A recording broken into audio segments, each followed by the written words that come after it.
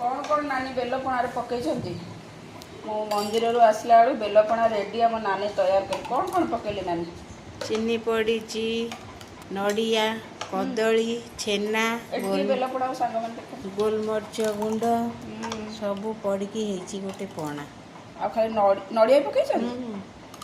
छेना पकईले हाँ क्षीर छेना मु भाबुली रास्ता आमर गाँ मानकर दही छेना पका जाए एठी आ दही छेना किणिले भल लगुनि अपरिष्कार लगुच तेणु क्षीर छेना पकई दे कथा छेना कदली नड़िया पीकी आसी भाबुली बोले ना नाली करथिबे बेलपणा ये लस्सी आ ये बेलपणा ना